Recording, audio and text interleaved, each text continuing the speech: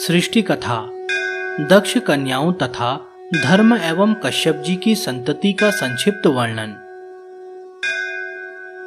महादेव जी कहते हैं, देवी, प्राचीन काल में ब्रह्मा जी से दक्ष नामक पुत्र हुआ। ब्रह्मा जी ने दक्ष को सृष्टि करने की आज्ञा दी। तब दक्ष ने अपनी पत्नी विरणी के गर्भ से 60 कन्याएं उत्पन्न की। उनमें से 10 को तो उन्होंने धर्म के साथ ब्याह दिया, 13 कश्यप जी को दी, 27 कन्याओं का विवाह चंद्रमा के साथ किया, 4 कन्याएं अरिष्ट नेमि को दी, 2 भृगुपुत्र को, 2 बुद्धिमान कृशाश्व को तथा 2 अंगिरा मुनि को ब्याह दी।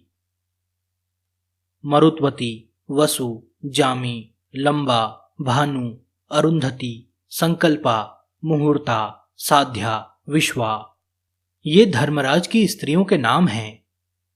अदिति, दिति, दनु, अरिष्टा, सुरसा, सुरभि, विनता, ताम्रा, क्रोधवशा, इरा, कद्रु, त्विषा और वसु, ये कश्यप जी की स्त्रियां हैं। अब इनके पुत्रों के नाम सुनो। विश्वा के विश्वदेव हुए, साध्या ने साध्य देवताओं को जन्म दिया, भानु के भानु और मुहूर्ता के मुहूर्त नामक पुत्र हुए। लांबा के पुत्रों की घोष नाम से प्रसिद्धि हुई। जामी से नागवीथी नाम की कन्या हुई। संकल्पा से संकल्प नामक पुत्र का जन्म हुआ। मरुत्वती से मरुत्वान नाम वाले देवताओं की उत्पत्ति हुई। अरुंधति के गर्भ से पृथ्वी पर होने वाले समस्त प्राणी उत्पन्न हुए। वसु से 8 वसुओं का जन्म हुआ। आप, ध्रुव, सोम, वर, अनल, अनिल, प्रत्युष और प्रभास, ये 8 वसु कहे गए हैं। आपके पुत्र देव, भ्रम, शांत और ध्वनि हुए। लोगों को अपना ग्रास बनाने वाले भगवान काल ध्रुव के पुत्र हैं। सोम के पुत्रों के नाम वर्चा और बुध हैं। वर के हुत, हव्यवह और द्रविण, ये 3 पुत्र हुए। अनल के कई पुत्र हुए जो अग्नि के समान गुण वाले ही हैं। अनिल के 2 पुत्र हुए, मनुजव और अविज्ञात गति। प्रत्युष के पुत्र योगी देवल हुए। बृहस्पति जी की बहन ब्रह्मवादिनी 8वें वसु प्रभास की पत्नी हुई। उसी के पुत्र शिल्पकर्म करने वाले प्रजापति विश्वकर्मा हुए। मन, अनुमंता, प्राण, नर, पान, नेमि, यम, नृप, हंस, नारायण, विभु तथा प्रभु, ये 12 साध्य या तुषित देवता कहे गए हैं। अब कश्यप की संतानों का वर्णन करता हूं। अंश, धाता, भव, त्वष्टा, मित्र, वरुण, अर्यमा, विवस्वान, सविता, पूषा, अंशुमान तथा विष्णु, ये सहस्त्र किरणों वाले 12 आदित्य अदिति के पुत्र हैं। अजैकपाद, अहिर्बुधन्य, विरूपाक्ष, रेवत, हर, बहुरूप, त्रयंबक, सवित्र, जयंत, पिनाकी तथा अपराजित, ये 11 रुद्रगण हैं जो असंख्य रुद्रगणों के स्वामी हैं। इन्हें सुरभि की संतान कहा जाता है। बल पर गर्व रखने वाली दिति ने 2 पुत्र प्राप्त किए। ज्येष्ठ का नाम हिरण्यकश्यपु और छोटे का नाम हिरणाक्ष था। हिरण्यकश्यपु के 4 महाबली पुत्र हुए, जिनमें प्रहलाद ज्येष्ठ थे। उनसे छोटे का नाम अनहुलाद था। अनहुलाद से छोटे क्रमशः हलाद और हलद थे। हलद के 2 पुत्र हुए, सुंद और उपसुंद। हाल्द के एक ही पुत्र हुआ जो मूक नाम से विख्यात था। सुंद का पुत्र मारीच था जो ताड़का के गर्भ से उत्पन्न हुआ था। उसे महाबली श्री रामचंद्र जी ने दंडकारण्य में मार डाला।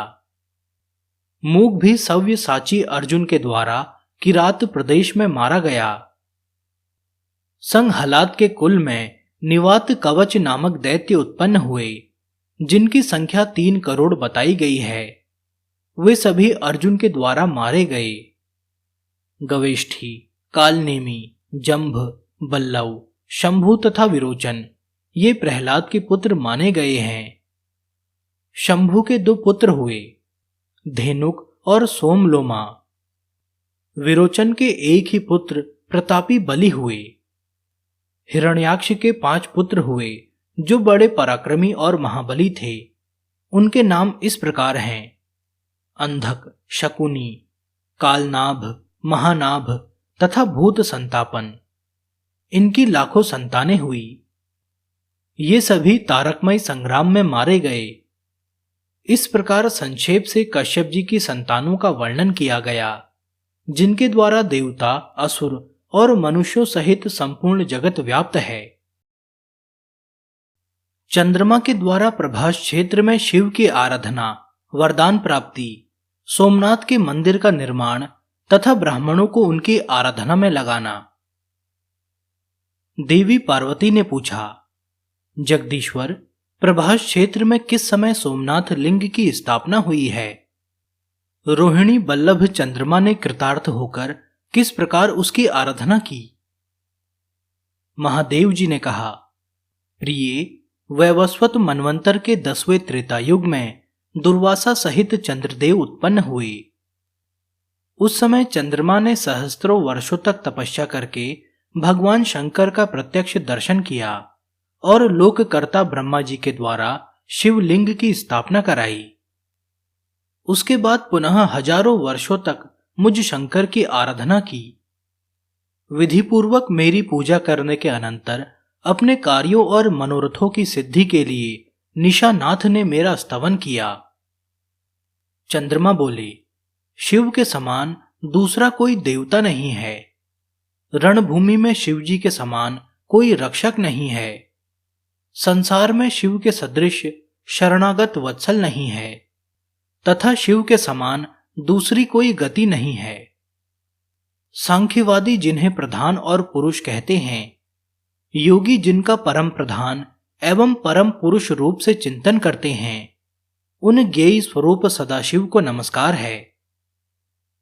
विद्वान पुरुष जिन्हें देवता, असुर और मनुष्यों की सृष्टि तथा संहार का कारण मानते हैं, उन सर्वात्मा को नमस्कार है।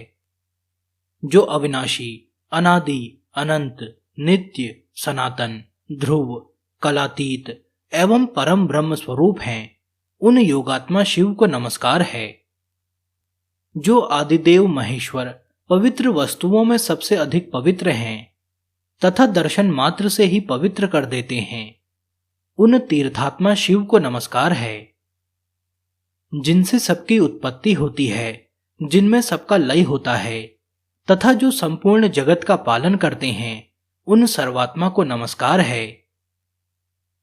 ब्राह्मण लोग पूर्ण दक्षिणायुक्त अग्निष्टोम आदि यज्ञों के द्वारा जिनका यजन करते हैं, उन यज्ञात्मा को नमस्कार है। पार्वती, इस प्रकार जब चंद्रमा ने दिन रात मेरा स्तवन किया, तब मैंने प्रसन्न होकर कहा, वत्स, मैं तुम्हारे इस स्तोत्र से पूर्णतः संतुष्ट हूं। तुम अपनी इच्छा के अनुसार वर मांगो। चंद्रमा ने कहा, प्रभु, आप इस शिवलिंग में सदैव निवास कीजिए। जो लोग अत्यंत भक्तिपूर्वक यहां आपका दर्शन करें, उन्हें आपके प्रसाद से उत्तम सिद्धि प्राप्त हो। मैंने कहा, चंद्रदेव, इस लिंग में मेरा निवास तो पहले से ही है। अब तुम्हारी निरंतर भक्ति के कारण मैं इसमें विशेष रूप से उमा सहित निवास करूंगा। इस क्षेत्र में मेरे प्रसाद से तुमने अपनी प्रभा प्राप्त की है, इस कारण इसका नाम प्रभास होगा। सोम, तुमने मेरे इस शुभ लिंग की प्रतिष्ठा की है, इसलिए यहां मेरा नाम सोमनाथ प्रसिद्ध होगा। जो मनुष्य मेरी भक्ति में तत्पर हो, यहां मेरा दर्शन करेंगे, उन्हें मेरे प्रभाव से रोग, दरिद्रता, दुर्गति तथा इष्ट जनों का वियोग नहीं होगा। मेरे दर्शन की इच्छा करने वाले जो लोग भक्ति भाव से यहां की यात्रा करेंगे, उन्हें पग पग पर अश्वमेध यज्ञ का फल प्राप्त होगा। निशाकर, एक पुरुष तो जीवन भर ब्रह्मचारी रहे और दूसरा एक बार यहां मेरा दर्शन करे, उन दोनों के लिए समान फल बतलाया गया है। एक मनुष्य ब्राह्मण को सब प्रकार के दान देता है और एक यहां आकर मेरा दर्शन करता है, उन दोनों के लिए समान फल बताया गया है। सोमवार को चंद्र ग्रहण प्राप्त होने पर जो भक्तिपूर्वक मेरा दर्शन करता है, उसे पूर्वोक्त सभी पुण्य कर्मों का फल प्राप्त होता है। सरस्वती, समुद्र, सोमवार, सोमग्रहण और सोमनाथ जी का दर्शन, इन 5 सकारों का योग दुर्लभ है। 4 मास तक विधिपूर्वक शिव की पूजा करने से जो पुण्य प्राप्त होता है, वही कार्तिक की पूर्णिमा में पूजन करने पर यहां एक ही दिन में प्राप्त हो जाता है। वही पुण्य चैत्र की पूर्णिमा को दूना बताया गया है। फाल्गुन और आषाढ़ की पूर्णिमा के दिन दर्शन पूजन का भी यही पुण्य है। जो मनुष्य जीवन पर्यंत प्रति माघ मास में श्रेष्ठ ब्राह्मणों को भोजन कराता है और जो एक बार इस शिवलिंग का दर्शन करता है, उन दोनों को समान फल प्राप्त होता है, इसमें संशय नहीं है। नागकेशर, चंपा, श्वेत कमल और धतूर के फूल शिव की पूजा के लिए उत्तम माने गए हैं। केतकी, अतिमुक्त, मरुआ, कुंद, जूही, सिरस, शाल और जामुन के फूलों को शिव की पूजा में त्याग देना चाहिए। धतूर और कदम्ब के फूल रात में शिव के ऊपर चढ़ाने चाहिए। शेष जो फूल बताए गए हैं, उनका उपयोग दिन को करना चाहिए। मल्लिका अर्थात बेल का फूल दिन और रात दोनों में चढ़ाना चाहिए। जिसमें कीड़े और केश आदि पड़ गए हों, जो रात के तोड़े हुए होने से बासी हो गए हों, जो अपने आप टूटकर गिरे हुए अथवा कुचल गए हों, ऐसे फूलों को त्याग देना चाहिए। तुलसी, कमल, गांधार और दवना से सोमनाथ की सदा पूजा करे। ऐसा करने वाला मनुष्य यहाँ की यात्रा का पूरा फल पाता है और स्वर्गलोक में प्रतिष्ठित होता है। ऐसा कहकर सोमेश्वर शिव वहीं अंतर्ध्यान हो गए। चंद्रमा को यक्षमा रोग से छुटकारा मिला। उन्होंने विश्वकर्मा को बुलाकर सोमनाथ के लिए एक मंदिर बनवाया, जो शुद्ध स्फटिक तथा गौदुग्ध के समान उज्जवल था। उसके चारों ओर अन्य 14 मंदिर बनवाए गए। ब्रह्मा आदि समीपवर्ती देवताओं के लिए भी 10 मंदिर निर्माण किए गए। वैवस्वत मनवंतर के 10वें त्रेता में मंडप बनाकर विधिपूर्वक सोमेश्वर शिव की प्रतिष्ठा करके दीनों और अनाथों के लिए सैकड़ों और हजारों वापी, कूप, तड़ाग और ग्रह आदि बनवाए। सब कुछ बनवाकर पृथक पृथक ब्राह्मणों को विधिपूर्वक दान दिया। सोमेश्वर के समीप नगर बसाकर चंद्रमा ने ब्राह्मणों का पूजन किया और कहा, ब्रह्मा जी की कृपा से यद्यपि मैं आप लोगों का राजा हूं, तथापि विनय और भक्ति से ही कुछ निवेदन करता हूं। धन, सुवर्ण, रत्न, धान, जौ आदि अन्न, गाय भैंस आदि पशु, भांति भांति के वस्त्र, केला और नारियल के फल, पान और सुपारी तथा मनोहर उद्यान आप लोगों के लिए सब ओर उपस्थित हैं। जम्बू द्वीप के सब मनुष्य आपके अधीन होकर आपकी आज्ञा का पालन करेंगे। ब्राह्मण, क्षत्रिय, वैश्य, शूद्र तथा वर्ण संकर लोग भी आपको गुरु मानकर तीर्थ यात्रा करेंगे। विप्रवरों, आप लोग यहां रहकर पवित्र उपचारों से मेरे द्वारा स्थापित सोमनाथ जी की सब समय पूजा करें। आप लोग स्मृतियों के सदाचार का पालन करने में कुशल हैं। यहां रहकर सबके व्यवहारों को देखिए और स्वयं भी श्रुति, स्मृति एवं पुराणों में प्रतिपादित धर्मों का आचरण कीजिए। यह सुनकर उन ब्राह्मणों ने कहा, चंद्रदेव, आप हम ब्राह्मणों के राजा हैं। आपने हमें सर्वथा उत्तम उपदेश दिया है। हम आपकी सब आज्ञा का पालन करेंगे। परंतु जो लोग किसी के द्वारा नियुक्त होकर वेतन लेकर पूजा करते हैं अथवा शिव निर्माल्य का सेवन करते हैं, वे पतित हो जाते हैं। अतः ऐसा करने पर हम भी पतित हो सकते हैं। यह पातित्य श्रुतियों और स्मृतियों द्वारा निंदित है। श्रुति और स्मृति दोनों ही शिवजी की आज्ञाएं हैं। अतः कौन ऐसा मूढ़ होगा जो प्राणों के कंठ तक आ जाने पर भी शिव की आज्ञाओं का उल्लंघन करेगा। अष्टमूर्ति शिव की एक मूर्ति अग्निदेव हैं। वे ही देवताओं के मुख हैं। हम अग्नि में यज्ञ कराते हुए सत स्वरूप से संपूर्ण जगत को तृप्त करते हैं। यह जगत भगवान शिव का रूप है। जगत में परस्पर भेद होते हुए भी यह जगदीश्वर शिव से अभिन्न है। अग्नि में विधिपूर्वक दी हुई आहुति सूर्य देव को प्राप्त होती है। सूर्य से वृष्टि होती है, वृष्टि से अन्न होता है और अन्न से प्रजा जीवन धारण करती है। हम सदा श्रुति, स्मृति और पुराणों के अभ्यास में संलग्न रहने वाले हैं।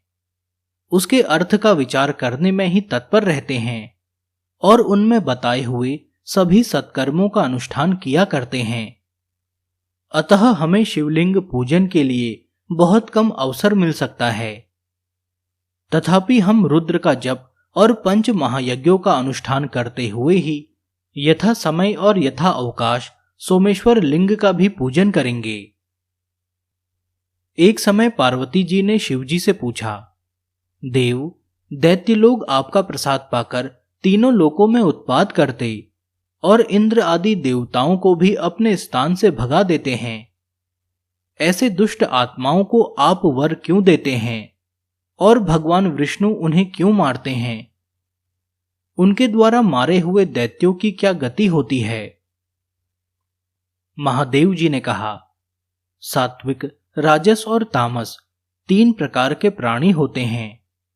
उनमें से ये दैत्यगण प्रायः तमोगुणी और दुर्धर्ष होते हैं।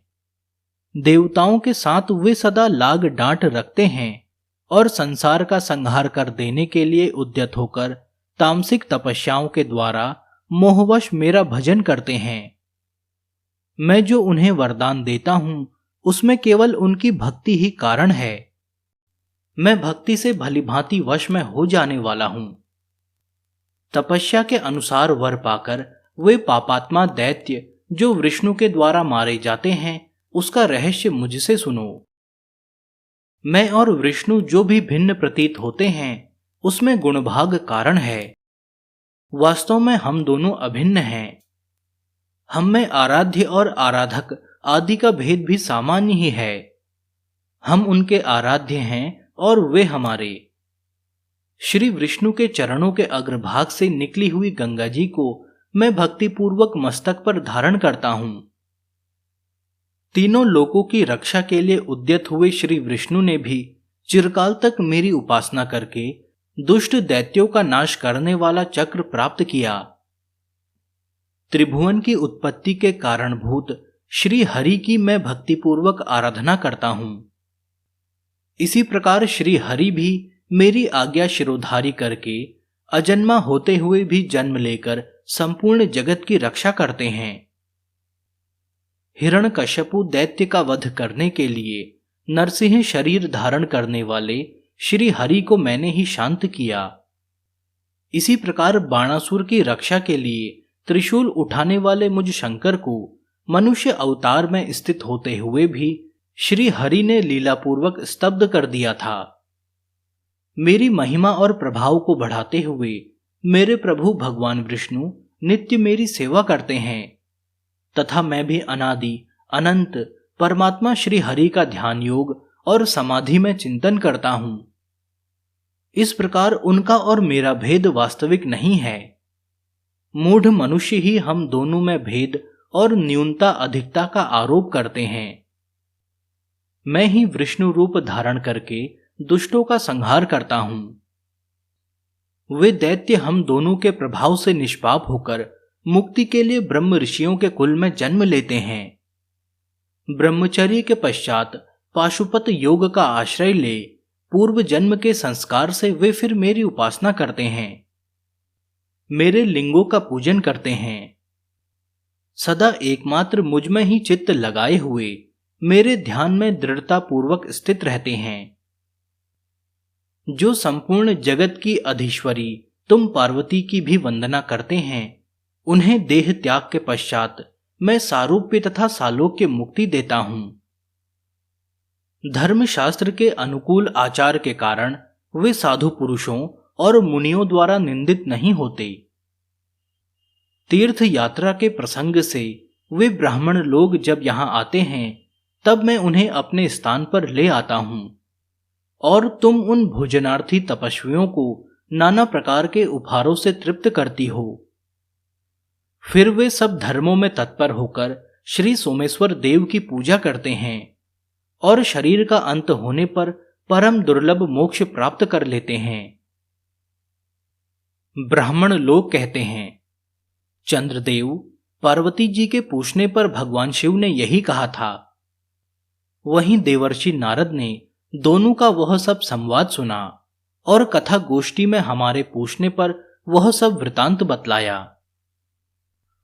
ब्राह्मणों के यूं कहने पर सोमदेव प्रसन्न होकर अपने लोक को चले गए और उनकी आज्ञा से वे ब्राह्मण भी सोमेश्वर देव की यथावत पूजा करते हैं। जिस मनुष्य ने सोमवार से लेकर 8 दिनों तक सोमेश्वर देव का पूजन किया है, उसने सब प्रकार के दान और संपूर्ण महाव्रतों का अनुष्ठान कर लिया। सोमवार व्रत की विधि और महिमा। गंधर्व सेना की रोग निवृत्ति। महादेव जी कहते हैं, पार्वती, कैलाश के उत्तर निषद पर्वत के शिखर पर स्वयं प्रभा नामक एक विशाल पुरी है। उसमें धनवाहन नाम के एक गंधर्व राज रहते थे। उनकी स्त्री बड़ी मनोहर थी।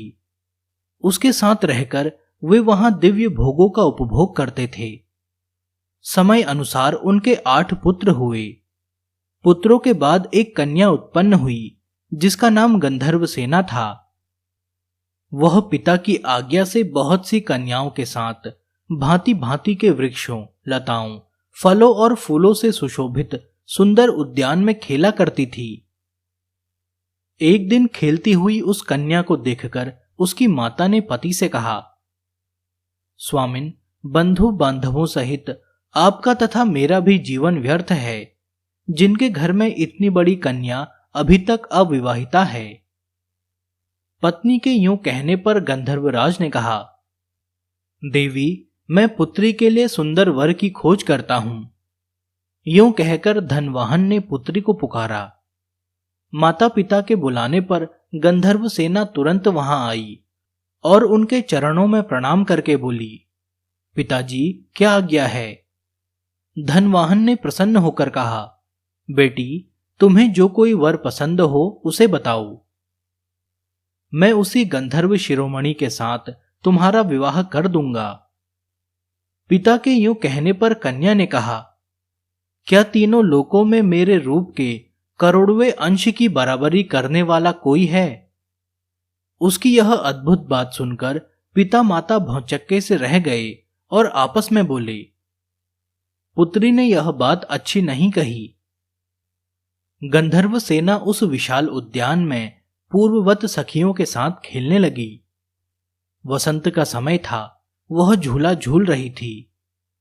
उसी समय गणनायक शिखंडी दिव्य विमान पर बैठा हुआ वहां आ निकला। उसने ऊपर आकाश से ही उस कन्या को देखा। मध्याह्न संध्या का समय था। वह विमान से उतरा और उसी उद्यान में ठहर गया। उसी समय उसने गंधर्व कन्या के मुख से यह वचन सुना, संसार में कोई देवता अथवा दानव मेरे रूप के करोड़वें अंश के भी बराबर नहीं है। तब गणनायक ने अहंकार में भरी हुई उस कन्या को शाप दे दिया, तुम रूप के अभिमान में गंधर्वों और देवताओं का तिरस्कार करती हो, अतः तुम्हारे शरीर में कोढ़ हो जाएगा। यह शाप सुनकर वह कन्या भयभीत हो गई और साष्टांग प्रणाम करके दया की भीख मांगने लगी।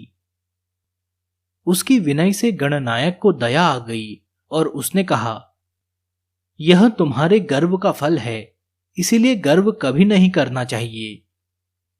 हिमालय के वन में गौश्रिंग नाम के एक श्रेष्ठ मुनि रहते हैं, वे तुम्हारा उपकार करेंगे।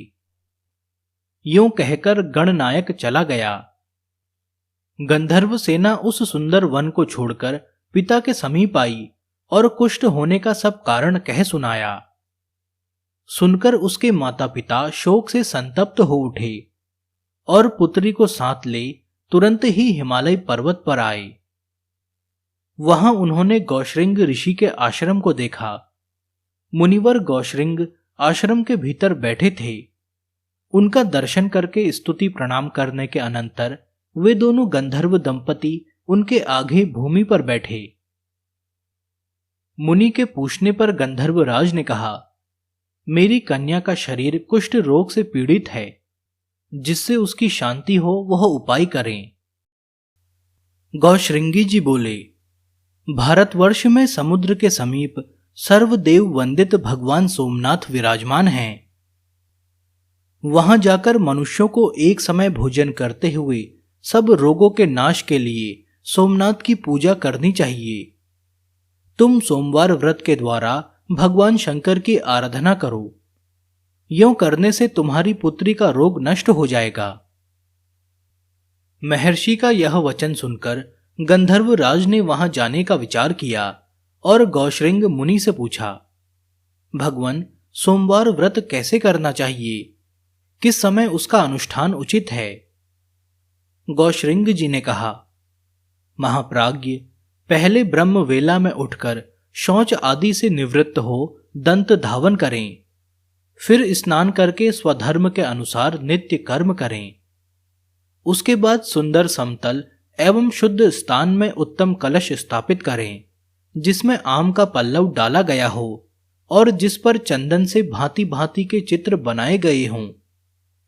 कलश के ऊपर पात्र रखें और उस पात्र में जटा मुकुट मंडित सर्वभूषण भूषित श्वेत वस्त्रधारी अर्धनारीश्वर शिव की प्रतिमा स्थापित करें। उसके बाद उमा सहित महेश्वर की श्वेत वस्त्रों और भांति भांति के भक्ष्य भोज्य पदार्थों द्वारा पूजन करें। बिजौरा नींबू अर्पण करें। ओम नमः पंचवक्त्राय दश बाहु त्रिनेत्रिणे देव श्वेत वृषारूढ़ श्वेताभरण भूषित उमा देहार्द संयुक्त नमस्ते सर्वमूर्तये। महादेव, आप श्वेत वृषभ पर बैठे हुए श्वेत आभूषणों से भूषित तथा आधे शरीर में भगवती उमा से संयुक्त हैं। आपके 5 मुख 10 भुजाएं तथा प्रत्येक मुख के साथ 3-3 नेत्र हैं। आपको नमस्कार है। आप सर्वस्वरूप हैं। आपको नमस्कार है। इसी मंत्र से पूजन और स्तुति करके रात्रि में भोजन करें। सोमनाथ महादेव जी का ध्यान करते हुए कुश की चटाई पर सोएं। यूं करने पर 18 प्रकार के कुष्ठ रोगों का नाश होता है।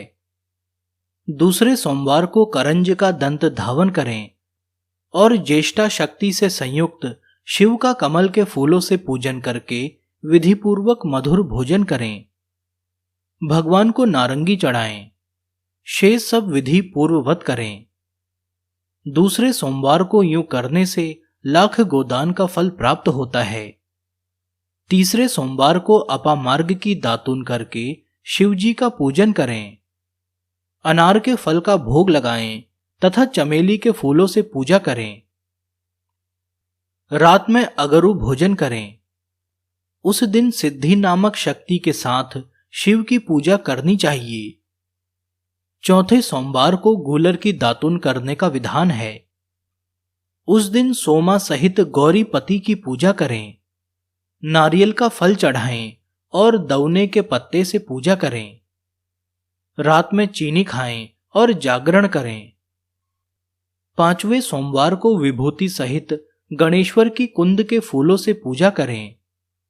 पीपल की दातून करें और मुनक्का के साथ अर्घ्य दें। रात्रि को सफेद मक्का का भोजन करें। यूं करने से अश्वमेध यज्ञ का फल प्राप्त होता है।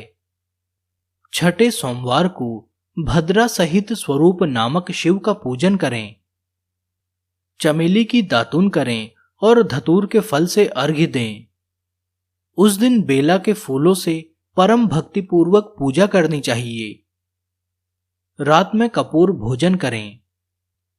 7वें सोमवार को बेला की दातून करें और दीपा शक्ति के साथ सर्वज्ञ शिव की पूजा करें। जंभीरी नींबू का फल अर्पण करें और चमेली के फूलों से पूजा। रात को लौंग खाएं। यूं करने से अनंत फल की प्राप्ति होती है। 8वें सोमवार को केले के फल और मरुआ के फूलों से अमोघ शक्ति सहित जगदीश्वर शिव का पूजन करें। रात में दूध पिएं। इससे अग्निष्टोम यज्ञ का फल प्राप्त होता है। करोड़ों बार गंगा स्नान करने से और सूर्य ग्रहण के समय कुरुक्षेत्र में वेद वेत्ता ब्राह्मण को 10,000 स्वर्ण मुद्रा दान करने से जिस फल की प्राप्ति होती है, वही सोमवार व्रत करने पर कोटि गुना होकर मिलता है। 9वां सोमवार प्राप्त होने पर व्रत का उद्यापन करें। ध्वजा और पताकाओं से सुशोभित गोल मंडप और कुंड बनाएं। 4 दरवाजे बनाकर मंडप के मध्य में चौकोर वेदी का निर्माण करें। उस पर मंडप बनाकर बीच में कमल बनाएं। 8 दिशाओं में पृथक पृथक सुवर्ण सहित कलश स्थापित करके पूर्व से लेकर वामादि शक्तियों की भी स्थापना करें। कर्णिका में परम प्रकाशमयी श्री सोमनाथ जी को विराजमान करें। सोमनाथ जी की सुवर्णमयी प्रतिमा मनोमति नामक शक्ति के सहित स्वर्ण शैया पर स्थापित करनी चाहिए। सुवर्ण अथवा रजत आदि के पात्र को शहद से भरकर उसे स्वर्ण शैया पर आच्छादित करके रख दें और उसी पर शिव प्रतिमा का पूजन करें।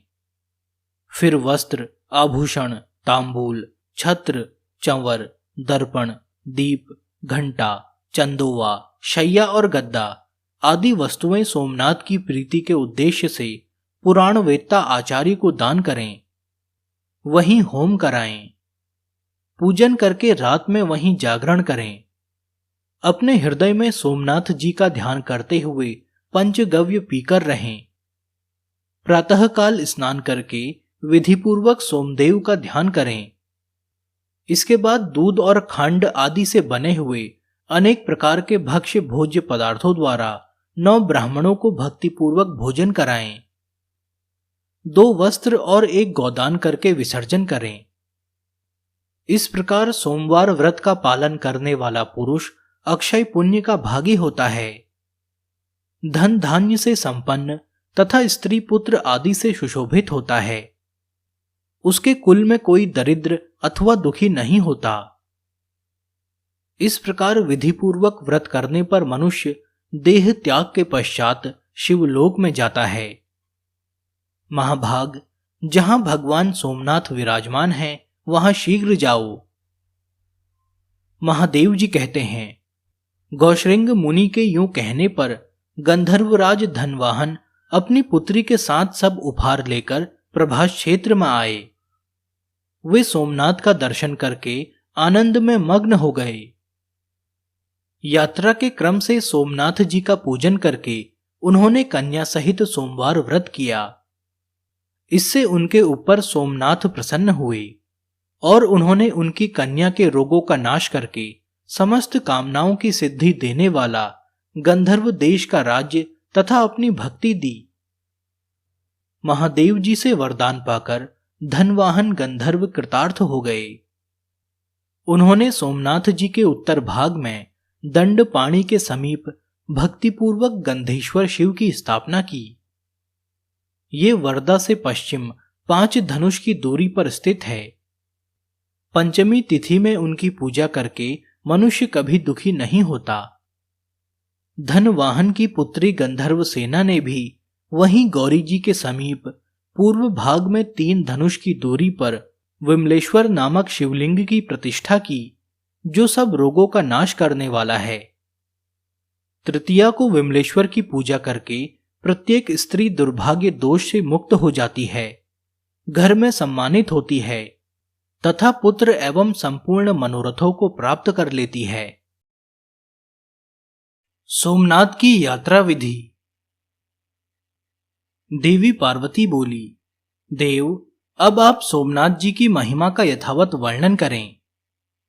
महादेव जी ने कहा, भामिनी, हेमंत, शिशिर एवं वसंत ऋतुओं में सोमनाथ की यात्रा करनी चाहिए, अथवा जब कभी भी आपके पास धन हो, मन में यात्रा के लिए उत्साह हो एवं कोई पर्व आया हो, तभी वहां यात्रा की जा सकती है।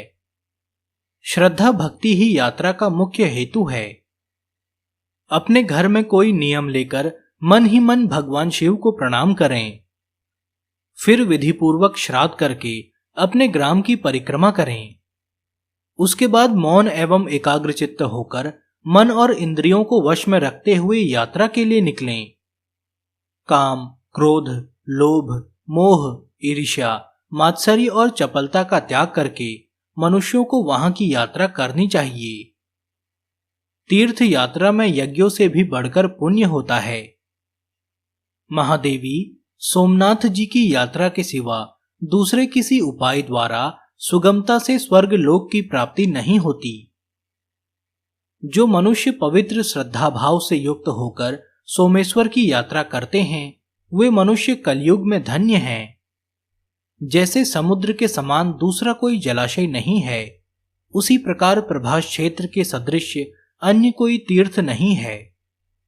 जिसके हाथ, पैर और मन भली भांति वश में हों, जो विद्या, तप और कीर्ति से युक्त हो, वह तीर्थ के फल का भागी होता है। जो नियम से रहे, नियमित भोजन करे, स्नान और जप में तत्पर रहे तथा व्रत एवं उपवास करे, वह तीर्थ के फल का पूर्णतः भागी होता है। जो क्रोध रहित, सत्यवादी, दृढ़ता पूर्वक व्रत का पालन करने वाला तथा संपूर्ण प्राणियों के प्रति आत्मभाव रखने वाला है, वह तीर्थ के फल का भागी होता है। जो दरिद्र एवं धनहीन मनुष्य तीर्थ यात्रा में तत्पर होते हैं, उन्हें विशेष नियमों के बिना ही यज्ञ फल की प्राप्ति होती है। सभी वर्णों और आश्रमों के लोगों को तीर्थ यात्रा फल देने वाली है। जो दूसरे किसी कार्य से तीर्थ में जाता है और वहां स्नान करता है, उसके लिए मुनियों ने स्नान के आधे फल की प्राप्ति बताई है। इस लोक में पैदल तीर्थ यात्रा करने को उत्तम तब बताया है। किसी सवारी से यात्रा करने पर तीर्थ में स्नान मात्र का ही फल मिलता है, यात्रा का नहीं।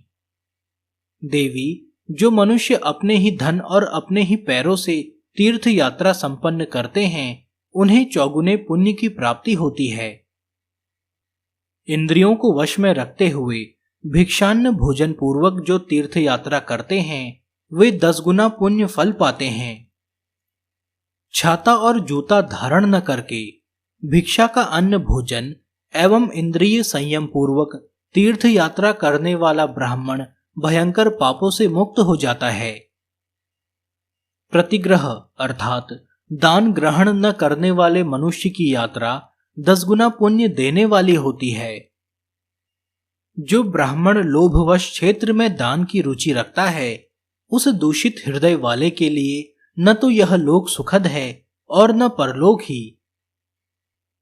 यदि शूद्र ब्राह्मण का वेश धारण करके तीर्थ में दान ग्रहण करता है, तो वह तत्काल तृण और काष्ठ के समान भस्म हो जाता है और नरक में गिरता है। अतः औरों की तो बात ही क्या है, ब्राह्मणों को थोड़ा भी प्रतिग्रह स्वीकार नहीं करना चाहिए। तीर्थ 2 प्रकार के होते हैं, कृत और अकृत। जो अपने ही धन एवं पैरों से यात्रा करता और अपने हृदय में उत्तम भाव रखता है, वही इन दोनों प्रकार के तीर्थों का संपूर्ण फल पाता है। जो मनुष्य दूसरे के अन्न से जीविका चलाते हुए यात्रा करता है, वह उस तीर्थ यात्रा के संपूर्ण फल का 16वां भाग पाता है। असमर्थ, अंध, पंगु तथा यायावर जो दूसरों से अन्न लेने के लिए विवश हैं, उनका प्रतिग्रह दोष रहित माना गया है। जो तीर्थ सेवी मनुष्य ब्राह्मणों को स्नान की सुविधा, व्यय आदि तथा खान पान आदि देता है, वह तीर्थ जनित संपूर्ण फल को पाता है। इष्ट देव, गुरु और माता पिता को स्वेच्छानुसार पुण्य प्रदान करने वाला पुरुष 8 गुने फल का भागी होता है। स्नान, दान, तप, होम, स्वाध्याय, देव पूजा आदि पुण्य कर्म का ही सर्वत्र दान होता है, पाप कर्म का नहीं।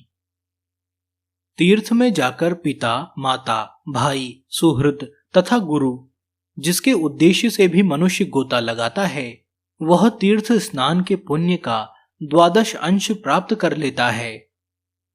अतः वेद के बल का भरोसा करके दान लेने में रुचि न रखें।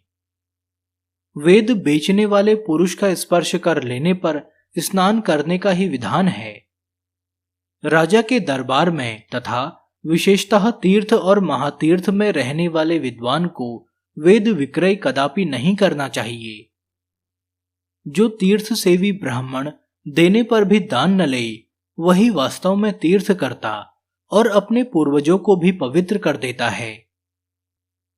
अन्यत्र किया हुआ पाप तीर्थ में क्षीण हो जाता है, परंतु तीर्थ में किया गया पाप अन्य स्थानों में कभी नष्ट नहीं होता। तीर्थ सेवन करने वाला जो ब्राह्मण अत्यंत क्लेशग्रस्त होने पर भी किसी से दान नहीं लेता, सत्य बोलता और चित्त वृत्तियों को रोककर ध्यानस्थ रहता है, उसी के लिए तीर्थ उपकारक होता है। सतयुग में पुष्कर, त्रेता में नैमिषारण्य, द्वापर में कुरुक्षेत्र तथा कलयुग में प्रभास क्षेत्र मुख्य माना गया है। एक मनुष्य हजारों युगों तक एक पैर से खड़ा होकर तपस्या करता है और दूसरा केवल प्रभास तीर्थ की यात्रा करता है। दोनों का फल समान है। प्रभास तीर्थ में पहुंचकर मनुष्य सवारी छोड़ दे और अपने ही चरणों से पैदल चले। नाचते, हंसते, गाते और कीर्तन करते हुए सोमेश्वर देव के समीप जाए। वहां सबसे पहले जटा जूटधारी भगवान शिव का दर्शन करे। सोमनाथ के सम्मुख स्थित हुए उस पुरुष को देखकर पितर सदैव संतुष्ट होते हैं। पितामह हर्ष ध्वनि करते हैं और कहते हैं, हमारे वंश का सुपुत्र हमें तारने के लिए उपस्थित हुआ है। सोमनाथ जी के समीप जाकर पहले छौर कराए, तीर्थ में उपवास करे। गंगा के समान कोई तीर्थ नहीं है, कृष्ण के समान दूसरी गति नहीं है, गायत्री के सदृश दूसरा जपनीय मंत्र नहीं है, व्याहृति होम के समान होम नहीं है, जल के भीतर अघमर्षण जप के समान दूसरा कोई पापनाशक कर्म नहीं है, तथा तीर्थ में उपवास करने से बढ़कर और कोई ऐसा उपाय नहीं है जो पापियों के सब पापों को शांत करने वाला तथा सत्पुरुषों को उनके अभीष्ट मनोरथों को देने वाला हो। देव स्थान में उपवास करने का विशेष विधान है। उपवास ही ब्राह्मण का श्रेष्ठ तप कहा गया है। छठे समय भोजन करना शूद्रों के लिए महान तप है। वर्ण संकरों के लिए एक दिन का उपवास ही श्रेष्ठ तप है। यदि शूद्र छठे काल से अधिक उपवास करे, अर्थात वह 3 दिन से अधिक समय तक बिना भोजन किए तप करता रहे, तो राष्ट्र की हानि होती है तथा राजा के लिए महान उपद्रव प्राप्त होता है। शूद्र को चाहिए कि वह कुशा न उखाड़े, कपिला गौ का दूध न पिए, पीपल के पत्ते पर भोजन न करे, ओमकार का उच्चारण न करे, यज्ञ का पुरोडाश न खाए, यज्ञोपवीत न पहने और वेद न पढ़े। शूद्र के कर्म केवल देवता आदि को नमस्कार करने मात्र से सिद्ध हो जाते हैं। मंत्र युक्त प्रार्थना की आवश्यकता नहीं रहती। शूद्र के लिए जिन कर्मों का निषेध किया गया है, उन्हें यदि वह करता है तो वह अपने पितरों के साथ नरक में डूबता है। जिसने अपनी 11 इंद्रियों को वश में कर लिया, वही तीर्थ का फल पाता है। दूसरे अजितेंद्रिय मनुष्य केवल क्लेश के भागी होते हैं। जो मानव तीर्थ में पितरों का श्राद्ध और स्नान करता है तथा सब प्राणियों के हित में संलग्न रहता है, वह तीर्थ के पूर्ण फल को पाता है। जो पाखंडी, लोभी और पर स्त्री परायण होकर तीर्थ यात्रा करता है, वह केवल पाप का भागी होता है। महादेवी, यूं जानकर मनुष्य विधिपूर्वक तीर्थ यात्रा करे। पहले तीर्थ में उपवास करके श्रद्धा युक्त होकर दृढ़ता पूर्वक उत्तम व्रत का पालन करे। उसके बाद वहां भोजन करे। ब्राह्मण को उस दिन कहीं भी पराया अन्न नहीं खाना चाहिए। भोजन देने वाले को 100 गुना पुण्य मिलता है। अतः व्रती, तीर्थयात्री एवं विशेषतः विधाता को चाहिए कि वह तीर्थ में उपवास करे और यथासंभव दूसरे को अन्न दे। पराया अन्न भोजन करने पर जिसका अन्न खाया जाता है उसी को पुण्य फल प्राप्त होता है। अब मैं विधवा स्त्री के लिए तीर्थ यात्रा की विधि बतलाता हूं। विधवा को चाहिए कि वह रौली, चंदन, पान, पुष्पमाला, रंगीन वस्त्र, शैया आदि बिछावन, अशिष्ट मनुष्यों से वार्तालाप, दोबारा भोजन, पुरुष की ओर देखना और हंसना छोड़ दे। जोर जोर से बोलना, जूते पहनना, नृत्य और गीत को त्याग दे।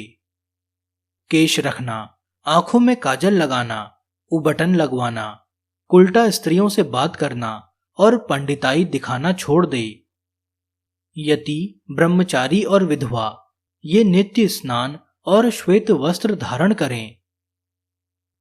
सतयुग में तप उत्तम है, त्रेता में ध्यान, द्वापर में यज्ञ और कलयुग में केवल दान श्रेष्ठ धर्म है। मुनिलोग प्रभास में पहुंचकर कृच्छ, चांद्रायण आदि तप करते हैं और दूसरे लोग कलयुग में प्रभास क्षेत्र में जाकर ब्राह्मणों को विधिपूर्वक दान देते हैं, किंतु वे उस दान से तपस्या का फल पा लेते हैं। धान्य, रत्न, गुड़, सुवर्ण, तिल, रुई, शक्कर, घी, नमक और चांदी ये 10 पर्वत कहे गए हैं, अर्थात धान्य पर्वत, रत्नमय पर्वत आदि रूप से इन वस्तुओं के पर्वत ढेरी का दान करना चाहिए। गुड़, घी, दही, मधु, जल, रुई, तिल, कंबल, रत्न तथा नमक ये 10 प्रकार की वस्तुएं धेनु मानी गई हैं। इनकी धेनु का दान किया जाता है।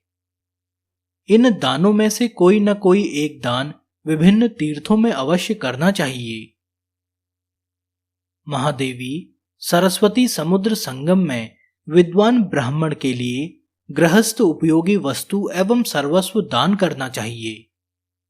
बहुत हो या थोड़ा, ब्राह्मणों को प्रिय वस्तुओं का ही दान करना चाहिए।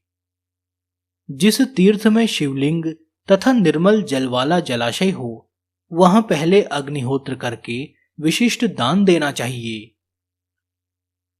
प्रत्येक तीर्थ में देवताओं और पितरों का तर्पण, श्राद्ध, दक्षिणा सहित दान तथा गोदान करना चाहिए। यह आवश्यक विधि है। देवताओं को स्नान कराकर चंदन लगाएं और उनकी पूजा करें। पृथ्वी का भी भक्तिपूर्वक पूजन और लेपन करें। देव मंदिर में चूना लगाकर उसे सफेद करें। यदि मंदिर पुराना हो गया हो तो उसका जीर्णोद्धार करें। देव सेवा के लिए फुलवाड़ी लगाएं, निर्मल जल का कुआं बनवाएं तथा वन उपवन का निर्माण कराएं।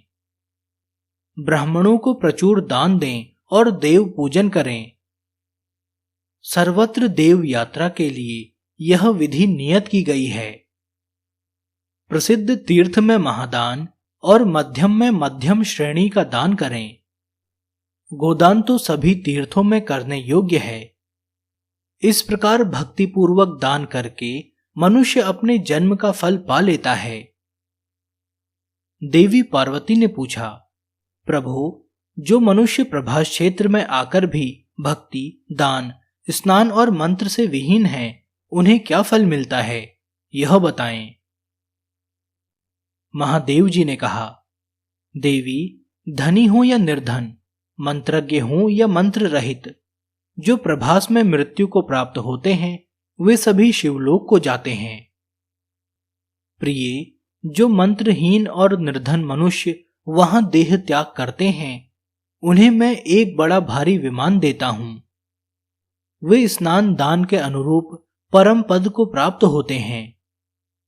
कोई स्नान के प्रभाव से, कोई दान के प्रभाव से, कोई सोमेश्वर लिंग के प्रभाव से, कोई लिंग पूजा से, कोई ध्यान के प्रभाव से, कोई योग की महिमा से, कोई मंत्र जप से, कोई तप से, कोई तीर्थ संन्यास से तथा कोई भक्तिभाव के अनुसार वहां परम पद को प्राप्त होते हैं।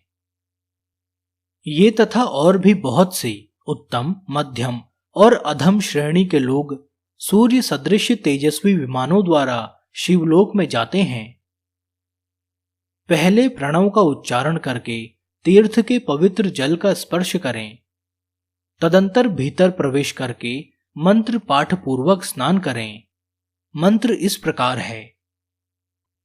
ओम नमो देव देवाय शितिकंठाय दंडिने रुद्राय वामहस्ताय चक्रणे वेधसे नमः। सरस्वती च सावित्री देवमाता विभावरी सन्निधाने भवत्वत्र तीर्थे पाप प्रणाशने।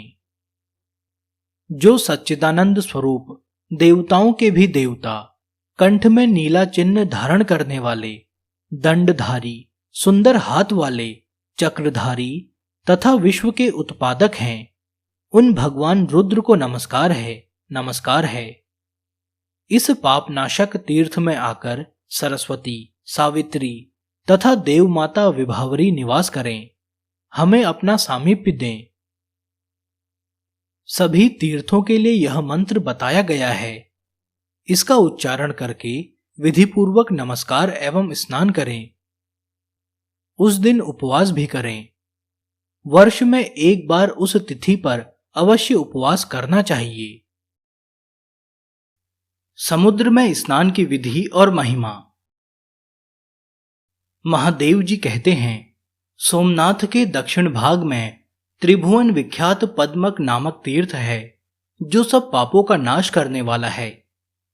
पहले सोमेश्वर के समीप छौर कराकर मन ही मन मेरा चिंतन करते हुए उस तीर्थ में अपने केश डाल दें। उसके बाद पुनः स्नान करें। मनुष्य जो कुछ भी पाप करता है वह सब केशों में स्थित होता है, अतः केशों को अवश्य ही तीर्थ में फेंक देना चाहिए। सौभाग्यवती स्त्रियों को चाहिए कि वे सब केशों को हाथ से पकड़कर अग्रभाग की ओर से 2 अंगुल कटवा दें। उनके लिए मुंडन की विधि नहीं है। मुंडन और स्नान के पश्चात देवताओं और पितरों का तर्पण करें। सभी तीर्थों में मुंडन और उपवास की विधि है। जो पर्व का दिन छोड़कर और किसी समय प्रभास क्षेत्र में बिना मंत्र के स्नान करता है वह उसका पुण्य फल नहीं पाता। बिना मंत्र के, बिना पर्व के और बिना छौर कर्म किए समुद्र जल का स्पर्श नहीं करना चाहिए। निम्न मंत्र का उच्चारण करके सागर के जल का स्पर्श करना उचित है। ओम नमो विष्णुगुप्ताय विष्णु रूपाय ते नमः। सान्निधे भव देवेश सागरे लवणांभसी।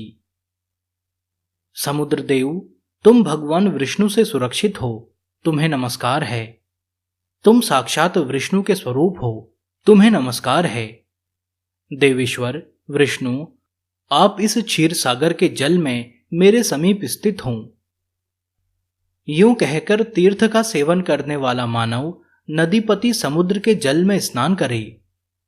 फिर श्रद्धायुक्त होकर तिल मिश्रित जल से देवता, मनुष्य और पितरों का तर्पण करे। हजारों जन्मों में मनुष्य जो पाप करता है उसे एक बार समुद्र के जल में नहाकर नष्ट कर देता है। ब्रह्मा जी ने समुद्र से कहा है, सागर, जब तक लोक में तुम्हारी स्थिति रहेगी, जब तक आकाश में सूर्य, चंद्रमा और नक्षत्र बने रहेंगे, तब तक पूर्वज तुम्हारे खारे जल के अमृत से तृप्त होंगे। जो मनुष्य शुद्ध चित्त होकर प्रतिमास तुम्हारे जल में स्नान करेगा उसे प्रतिदिन पुंडरीक यज्ञ का फल मिलेगा। श्री सोमनाथ तथा समुद्र के बीच की भूमि में जिनकी मृत्यु होगी वे पापी रहे हों तो भी निष्पाप होकर स्वर्ग लोक में जाएंगे। महादेवी, समुद्र के भीतर 5 करोड़ शिवलिंग हैं जिन्हें समुद्र ने इस मनवंतर में अदृश्य कर दिया है। इसी प्रकार वहां अग्निकुंड तथा पद्म सरोवर भी हैं जो इस मनवंतर में समुद्र जल से आवृत हो गए हैं। दक्षिण की ओर चक्र तथा मैनाक के मध्य भाग में 100 धनुष लंबा चौड़ा सुवर्णमय कुंड है। सोमनाथ से दक्षिण की ओर 100 धनुष की दूरी पर वह स्थान है। उत्तर मानस से पूर्व जहां कृत स्मर देव हैं वहां तक उसकी सीमा है। यह गुप्त स्थान है। सोमनाथ के दर्शन पूजन की महिमा और पंच स्तोत्रा सरस्वती का आविर्भाव तथा महात्म्य। बड़वा नल का समुद्र में वास। महादेव जी कहते हैं, देवी इस प्रकार विधिपूर्वक स्नान करके समुद्र को अर्घ्य दें। गंध, पुष्प, वस्त्र और चंदन आदि से उनकी पूजा करें। तत्पश्चात तर्पण करके भगवान कपर्दी के समीप जाएं। उनकी भी पुष्प, धूप, गंध तथा वस्त्र द्वारा भक्तिपूर्वक पूजा करें। गणानाम त्वाम इत्यादि मंत्र पढ़कर उन्हें अर्घ्य निवेदन करें। शूद्रों को अष्टाक्षर मंत्र गंग गणपतये नमः का उच्चारण करके अर्घ्य देना चाहिए। तदंतर सोमनाथ जी के समीप जाएं। उन्हें विधि से स्नान कराकर शतरुद्रीय का जप पाठ करें। रुद्र पंचांगों का तथा अन्य अन्य रुद्र संहिताओं का भी जप करना चाहिए। दूध, दही, घी, मधु तथा गन्ने के रस से सोमेश्वर को नहलाकर उनके अंगों में कुमकुम का लेप करें। उसमें कपूर, खस और कस्तूरी को भी मिलाए रखना चाहिए। इसके बाद सुगंध युक्त चंदन और फूलों से पूजा करें। नाना प्रकार के धूप निवेदन करके उन्हें वस्त्र से आविष्टित करें। उसके बाद उत्तम नैवेद्य अर्पण करें और इच्छानुसार स्तुति करें। साष्टांग प्रणाम करके गीत वाद्य आदि का आयोजन करें। धर्म कथा सुने और भगवान की परिक्रमा करें। तदंतर ब्राह्मणों, तपस्वियों, दीनों, अंधों, कंगालों तथा भिक्षुकों को अपनी शक्ति के अनुसार दान दें। उस दिन उपवास करना चाहिए। जिस दिन पहले पहल मनुष्य सोमनाथ का दर्शन करे, उस तिथि को 1 वर्ष तक भक्तिपूर्वक उपवास करे। यूं करके मनुष्य अपने जन्म का फल पा लेता है, पिता और माता के कुल का उद्धार कर देता है। सोमनाथ का दर्शन करने से सब पापों का नाश हो जाता है। अतः 7 जन्मों तक कभी दुख, दारिद्र्य और दुर्भाग्य की प्राप्ति नहीं होती। सोमनाथ के प्रति भक्ति बढ़ती है। पहले दूध से स्नान कराकर फिर जल से स्नान कराना चाहिए। जो मनुष्य मध्याह्न काल में और संध्या के समय सोमेश्वर शिव की आरती का दर्शन करते हैं, वे फिर इस संसार में जन्म नहीं लेते। देवी पार्वती ने पूछा, भगवान प्रभास क्षेत्र में सरस्वती नदी कहां से आई है? महादेव जी ने कहा, देवी सुनो, हरिणी, वज्रणी, न्योंक, कपिला तथा सरस्वती, इन 5 स्रोतों से युक्त सरस्वती नदी इस क्षेत्र में प्रवाहित होती है। एक समय देवादिदेव भगवान विष्णु ने सरस्वती से कहा, कल्याणी, तुम पश्चिम दिशा में क्षार समुद्र के समीप जाओ और बड़वानल को वहीं ले जाकर डाल दो। इससे सब देवता निर्भय हो जाएंगे। तब सरस्वती बोली, मैं स्वतंत्र नहीं हूं, मेरे पिता विद्यमान हैं, मैं उनकी आज्ञाकारिणी पुत्री हूं। ब्रह्मचर्य व्रत का पालन करने वाली कुमारी हूं। पिता की आज्ञा के बिना एक पग भी कहीं नहीं जाऊंगी। तब भगवान विष्णु ने ब्रह्मा जी के समीप जाकर कहा, देवेश्वर, आप देवताओं का यह कार्य सिद्ध कीजिए। उनके यूं कहने पर ब्रह्मा जी अपनी कुमारी कन्या से बोले, देवी, तुम भय से व्याकुल हुए उन सब देवताओं की रक्षा करो। सरस्वती बोली, पिताजी, आपकी आज्ञा से मैं निश्चय ही वहां जाने के लिए उद्यत हूं, परंतु यह भयंकर बड़वानल मेरे शरीर को जला देगा। इसके सिवा इस समय भूतल पर कलयुग आया है, अतः कलयुग के पापाचारी मनुष्य मेरा स्पर्श करेंगे। ब्रह्मा जी ने कहा, बेटी, यदि तुम पापी जनों से भरी हुई इस पृथ्वी का स्पर्श करना नहीं चाहती, तो पाताल में स्थित होकर इस बड़वानल को समुद्र में ले जाओ। जब बड़वानल का ताप अधिक हो जाए, तब पृथ्वी फोड़कर प्रत्यक्ष हो जाना और पूर्व वाहिनी होकर प्राची सरस्वती के नाम से विख्यात होना। महादेव जी कहते हैं, ब्रह्मा जी का यह आदेश पाकर सरस्वती अपने तेज से संपूर्ण जगत को प्रकाशित करती हुई चली। उस समय अपने पीछे पीछे आती हुई गंगा जी से सरस्वती ने कहा, सखी, अब मैं पुनः कहां तुम्हारा दर्शन करूंगी?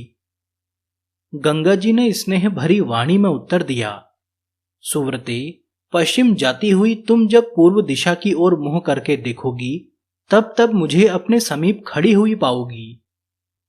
वहां मैं सब देवताओं के साथ तुम्हें दर्शन दूंगी।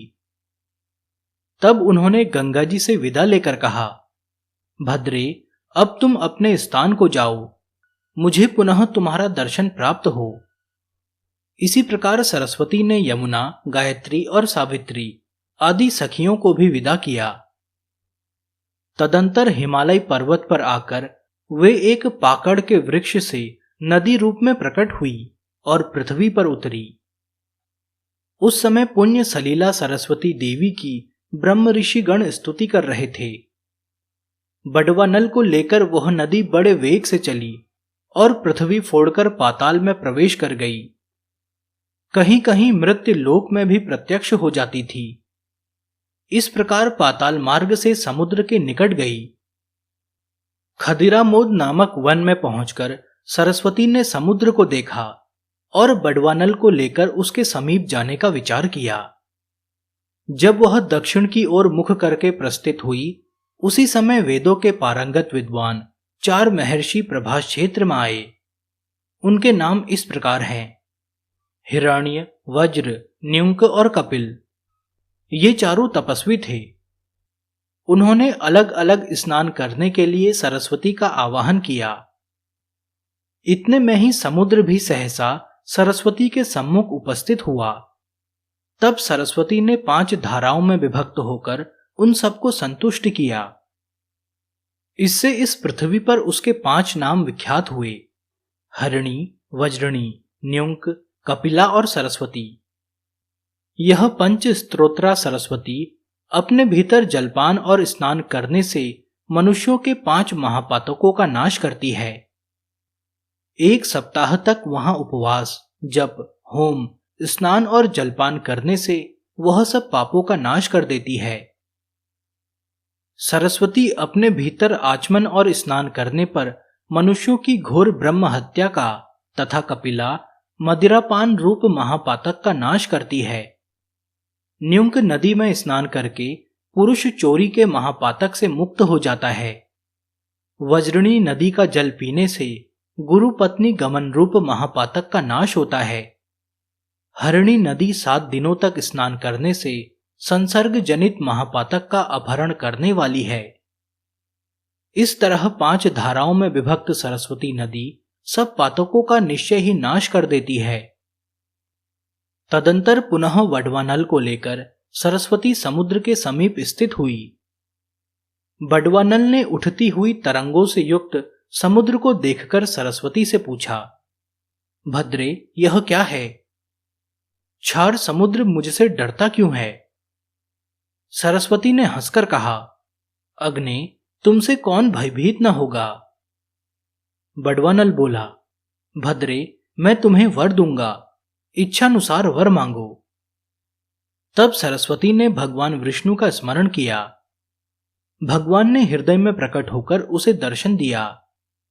सरस्वती ने पूछा, भगवान, बड़वानल मुझे वरदान देता है, बताइए मैं इससे क्या मांगू?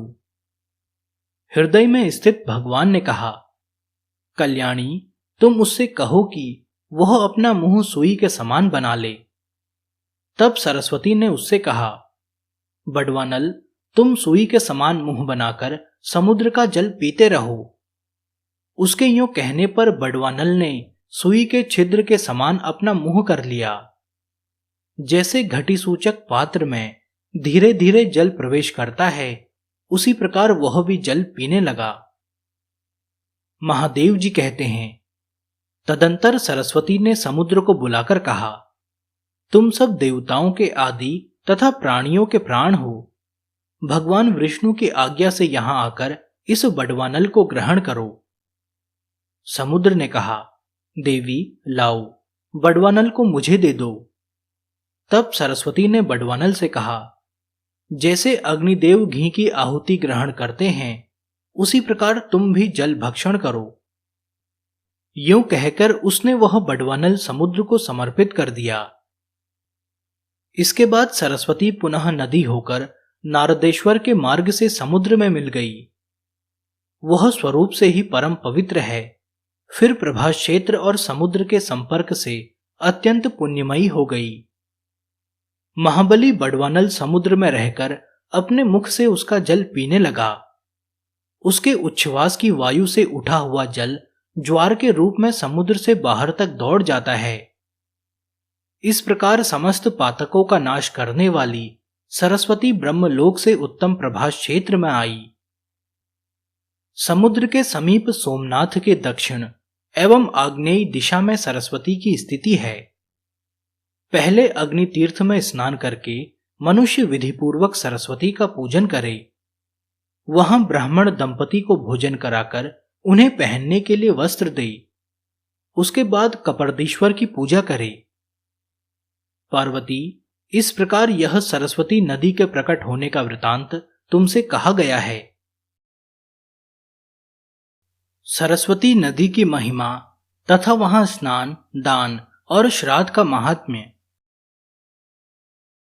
महादेव जी कहते हैं, प्रभास क्षेत्र में सरस्वती नदी स्वर्गलोक की सीढ़ी के समान स्थित है। प्राची सरस्वती सर्वत्र दुर्लभ है, परंतु प्रभास, कुरुक्षेत्र और पुष्कर में उनका दर्शन विशेष दुर्लभ है। अग्नि तीर्थ के समीप सरस्वती बहती हैं। जो पहले उनका पूजन करता है वह तीर्थ के फल का भागी होता है। सागर तीर्थ भी पापों का नाश और पुण्य की वृद्धि करने वाला है। उसके दर्शन से ही महायज्ञ का फल होता है। अग्नि तीर्थ में स्नान करके क्रमशः सरस्वती, कपर्दीश्वर, केदारेश्वर, भीमेश्वर तथा सोमेश्वर देव का विधिपूर्वक पूजन करके बाल रूपधारी ब्रह्मा जी की पूजा करे। इस प्रकार शैवी यात्रा बताई गई है। जो मनुष्य भोजन करके या बिना भोजन किए दिन में अथवा रात में चंद्रभागा, गंगा और सरस्वती इन 3 नदियों का जल पीते हैं, वे देवता के समान हैं। जहां प्राची सरस्वती बहती है वहां काल, अग्नि और यमराज का भय नहीं है। जैसे कामदा गौएं हर समय फल देने वाली होती हैं, वैसे ही प्राची सरस्वती भी हैं। जहां चिंतामणि के समान प्राची सरस्वती हैं, वहां स्वर्ग और मोक्ष दोनों सुलभ हैं। 88,000 ऊर्ध्व रेता मुनि जहां संन्यास आश्रम में स्थित हैं, उस सरस्वती से बढ़कर और कौन सा तीर्थ है। पार्वती, प्रभास नामक महाक्षेत्र में सरस्वती के उत्तर तट पर जो अपने शरीर का त्याग करता है वह फिर इस संसार में जन्म नहीं लेता। जो मनुष्य इस तीर्थ में श्राद्ध करेंगे वे अपनी 21 पीढ़ियों के साथ स्वर्ग लोक में चले जाएंगे। यहां कृष्ण पक्ष की चतुर्दशी को सदा ही स्नान की विधि है। यहां श्राद्ध करने से पितरों को अक्षय तृप्ति मिलती है। जो यहां अधिक अन्न दान करते हैं वे मोक्ष मार्ग को प्राप्त होते हैं। जो पुरुष ब्राह्मण को यहां सुंदर दही देता है वह गोलोक में जाकर उत्तम भोग भोगता है। जो भक्तिपूर्वक श्रेष्ठ ब्राह्मण को ऊनी चद्दर दान करता है उसे उत्तम सिद्धि प्राप्त होती है। जो भक्तिपूर्वक इस तीर्थ में स्नान करता है वह सब पापों से मुक्त हो ब्रह्मलोक में पूजित होता है। कपर्दी की अग्र पूजा का हेतु और महिमा। देवी पार्वती ने पूछा, भगवान, आपने जो यह कहा है कि पहले कपर्दी का दर्शन करें, इसका क्या कारण है? क्योंकि वह तो आपका सेवक है।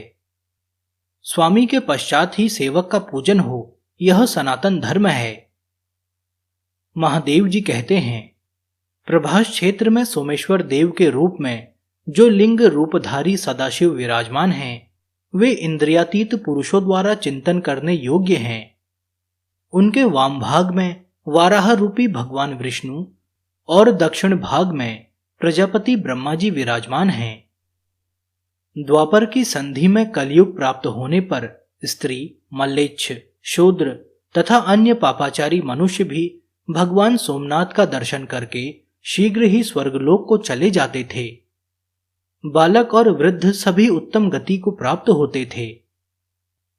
यह देख इंद्र आदि देवता मेरी शरण में आए और हाथ जोड़कर बोले, भगवान, आपके प्रसाद से यह संपूर्ण स्वर्ग मनुष्यों से भर गया है, अतः अब हमारे रहने के लिए कोई दूसरा स्थान दीजिए।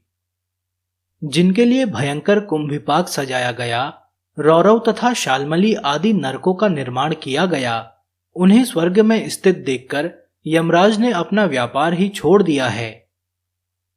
मैंने कहा, देवताओं, मैंने चंद्रमा की भक्ति से संतुष्ट होकर उनसे यह प्रतिज्ञा की है कि प्रभास क्षेत्र में सदा मेरा निवास होगा। मैं अपनी कही हुई बात किसी प्रकार पलट नहीं सकता। जो लोग वहां मेरा दर्शन करेंगे वे निश्चय ही स्वर्गलोक में जाएंगे।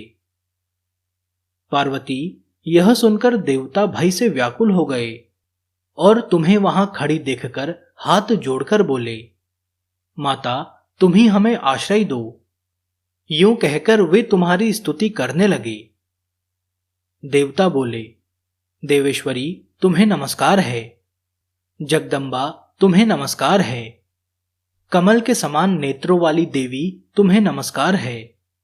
सुवर्ण के सदृश गौर आकृति धारण करने वाली गौरी, तुम्हें नमस्कार है। जगत की सृष्टि और संहार करने वाली महेश्वरी, तुम्हें नमस्कार है।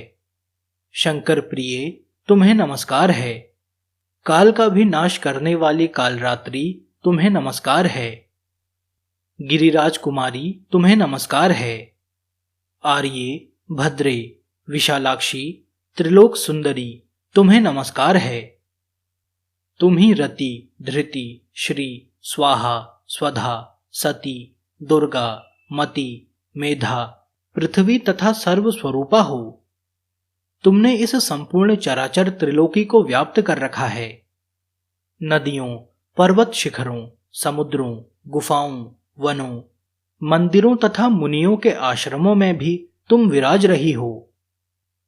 देवी, तीनों लोकों में ऐसा कोई स्थान मैं नहीं देखता जहां तुम विद्यमान न हो। विशाल नेत्रों वाली शिवे, हमारी यह प्रार्थना सुनकर महान भय से हमें बचाओ। पार्वती, इंद्र आदि देवताओं के इस प्रकार स्तवन करने पर तुम करुणा के वशीभूत हो हाथ मलने लगी। इससे गजराज के से मुख वाला एक मनोहर कुमार प्रकट हुआ, जिसके 4 भुजाएं थी। तब तुमने देवताओं से कहा, देवगण, मैंने तुम्हारे हित के लिए इस बालक को उत्पन्न किया है। यह मनुष्यों के समक्ष सब प्रकार के विघ्न उपस्थित करेगा, जिससे मोहग्रस्त होकर वे सोमनाथ का दर्शन नहीं करेंगे और अपने पापों के कारण नरक में जाएंगे। इसके बाद गजानन ने तुमसे विनय पूर्वक पूछा, मां, मुझे आज्ञा दो, मैं तुम्हारी क्या सेवा करूं? तुमने कहा, बेटा, तुम प्रभास क्षेत्र में जाओ, जहां सोमेश्वर लिंग के रूप में महादेव जी सदैव निवास करते हैं। वहां रहकर सोमनाथ की रक्षा करो, जिससे मनुष्यों को उनका दर्शन न होने पाए।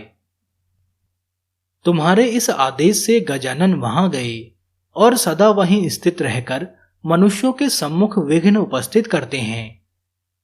जब किसी मनुष्य को वे सोमनाथ के प्रति आते देखते हैं, तब उसके मार्ग में स्त्री, पुत्र, ग्रह, क्षेत्र, धन, धान्य आदि का महान मोह लाकर रखते हैं और इस प्रकार उसके सामने बड़ा भारी विघ्न डालते हैं, जिससे वे मानव सोमेश्वर शिव का दर्शन नहीं कर पाते, अथवा गलगंड आदि रोग पैदा कर देते हैं, जिससे पीड़ित होकर मनुष्य सोमेश्वर के दर्शन से वंचित रह जाता है। वे गजानन ही लोक पूजित कपर्दी हैं, अतः सोमेश्वर की प्राप्ति के लिए प्रतिदिन प्रयत्न पूर्वक कपर्दी की पूजा करनी चाहिए। उन प्रभास क्षेत्र के रक्षक गणेश जी का निम्न स्तोत्र द्वारा स्तवन करना चाहिए। महादेवी, मैं कपर्दी का वह विघ्न नाशक स्तोत्र कहता हूं, सावधान होकर सुनो। ओम, विघ्न राज को नमस्कार है, कपर्दी को नमस्कार है, अत्यंत भयंकर दाढ़ वाले प्रभास क्षेत्र निवासी गणेश को नमस्कार है। सोमनाथ की यात्रा के निर्विघ्नता पूर्वक पूर्ण होने के लिए कपर्दी को नमस्कार करके मैं सिद्धि, बुद्धि, प्रियतम मंगलकारी विघ्नराज की स्तुति करता हूं। जो महागणपति शूरवीर, किसी से भी पराजित न होने वाले, जय की वृद्धि करने वाले, 1, 2 तथा 4 दांत वाले, 4 भुजा वाले, त्रिनेत्रधारी, हाथ में त्रिशूल रखने वाले, लाल नेत्रों वाले, वरदायक, अजेय, शंकुकर्ण, प्रचंड, दंडनायक, लौह दंडधारी, मुख से हविष्य ग्रहण करने वाले तथा हविष्य के प्रेमी हैं, एवं पूजित न होने पर जो मनुष्यों के सब कार्यों में विघ्न डालते हैं, उन महाभयंकर पार्वती नंदन गणेश को मैं नमस्कार करता हूं। जिनके गंड स्थल से मद की धारा बहती है, नेत्र भयंकर हैं और मुख हाथी के समान है, जिनकी कांति सदा एक सी रहती है, जो ध्रुव, निश्चल और शांत हैं, उन विनायक को मैं प्रणाम करता हूं। भगवान, आप सबसे पहले प्रकट हुए हैं। आपने प्राचीन देवताओं के कार्य की सिद्धि के लिए हाथी का रूप धारण करके समस्त दानवों को भयभीत किया और अपने को ऋषियों तथा देवताओं का स्वामी सिद्ध कर दिखाया। इस प्रकार पूर्व काल में देवताओं ने शिवपुत्र गणेश का स्तवन करके अपना कार्य सिद्ध करने के लिए रक्त चंदन मिश्रित जल और लाल फूलों से उनका पूजन किया। जो चतुर्थी को लाल वस्त्र धारण करके एक या दोनों समय पूर्वोक्त रूप से गणेश जी की पूजा करता है और नियम से रहते हुए नियमित भोजन करता है, वह सबको अपने वश में कर लेता है। संपूर्ण तीर्थों और समस्त यज्ञों से जो फल प्राप्त होता है, उसी को गणेश जी की स्तुति करके मनुष्य पा लेता है। उसे कभी विघ्न का भय नहीं होता और वह अपने पूर्व जन्म की बातों का स्मरण करने वाला होता है। जो प्रतिदिन इस स्तोत्र का पाठ करता है, वह 6 महीने में ही इसका फल पाता है। वर्ष भर उसे सिद्धि प्राप्ति होती है और भगवान सोमनाथ कृपा पूर्वक उसे दर्शन देते हैं। केदार लिंग की महिमा। राजा शशिबिंदु के पूर्व जन्म का वृतांत। महादेव जी कहते हैं, महादेवी, कपर्दी का पूजन करने के पश्चात मनुष्य केदार लिंग के समीप जाए। कपर्दी से अग्निकोण में भीमेश्वर के समीप केदारेश्वर नामक स्वयंभू लिंग स्थित है। वह कल्प पर्यंत स्थित रहने वाला लिंग मुझे बहुत ही प्रिय है। उस महाप्रकाशमय लिंग को वृद्धि लिंग भी कहते हैं। देवी, स्वयं मैंने भी उनकी पूजा की है। जो चतुर्दशी, शिवरात्रि को वहां निराहार रहकर जागरण करता है, उसे सनातन लोक प्राप्त होते हैं। प्राचीन युग में केदारेश्वर का नाम रुद्रेश्वर था। इस कलयुग में मल्लेच्छों के स्पर्श के भय से केदार जी समुद्र के समीप इसी लिंग में लीन हो गए, इसलिए इसका नाम केदार हो गया। जो मनुष्य आहार को जीतकर माघ मास में रुद्रेश के दक्षिण भाग में 10 धनुष की दूरी पर समुद्र में स्थित पद्म केतु नामक महाकुंड में नहाकर विधिपूर्वक रुद्रेश्वर की पूजा करेगा, उसे केदार यात्रा का पूर्ण फल प्राप्त होगा। उनके पूजन से ब्रह्म हत्या आदि महापापों का नाश होता है। प्राचीन काल में शशिबिंदु नाम से विख्यात एक चक्रवर्ती राजा थे।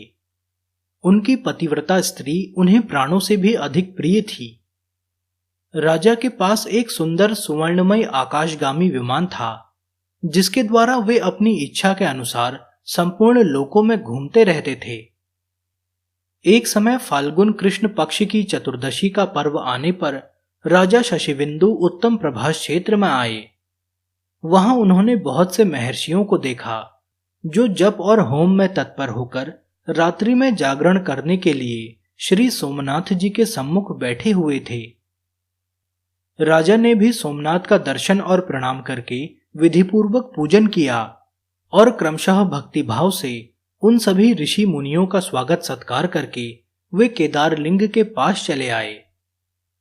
वहां विचित्र पुष्प मालाओं, नैवेद्यों तथा मनोहर वस्त्र आभूषणों से केदारेश्वर की पूजा की और वहीं एकाग्रचित्त हो जागरण किया। तब वे सब मुनि कौतूहलवश राजा के समीप गए और इस प्रकार बोले, राजन, तुम सोमेश्वर देव को छोड़कर केदार जी के आगे जो जागरण और पूजन करते हो, इसका क्या कारण है? राजा ने कहा, विप्रवरों, आप लोग सुने, यह मेरे पूर्व जन्म का वृतांत है। पहले जन्म में मैं ब्राह्मणों की पूजा करने वाला शूद्र था। मेरी जन्मभूमि सौराष्ट्र देश में थी। एक समय वहां भयंकर अनावृष्टि हुई। उस समय मैं भूख से व्याकुल होकर प्रभास क्षेत्र में चला आया। वहां आने पर हरिणी के मूल भाग में स्थित एक सुंदर सरोवर पर मेरी दृष्टि पड़ी, जो राम सरोवर के नाम से प्रसिद्ध है। वह तड़ाग कमल समूह से सुशोभित था। मैं थका हुआ तो था ही। उस सरोवर को देखकर मैंने उसमें स्नान किया तथा देवताओं और पितरों का तर्पण करके उसके स्वच्छ जल को पिया। उसके बाद मेरी स्त्री ने कहा, इन कमल पुष्पों को ले लीजिए। यहां से निकट ही एक सुंदर स्थान दिखाई देता है। वहां चलकर इन फूलों को बेचेंगे, जिससे कुछ भोजन की व्यवस्था हो सकेगी। पत्नी के यूं कहने पर मैं जल के भीतर उतरा और बहुत से कमल के फूल लेकर नगर की ओर चला। वहां पहुंचकर सड़कों, चौराहों और तिमुहानियों पर घूमता रहा, परंतु किसी ने भी मेरे फूल नहीं लिए। इतने में दिन डूब गया और मैं अपनी पत्नी के साथ एक मंदिर में आकर सो रहा। वहां स्त्री सहित मुझे भूख अधिक पीड़ा देने लगी। इतने में ही मैंने देखा किसी देवालय में होम और जागरण हो रहा है।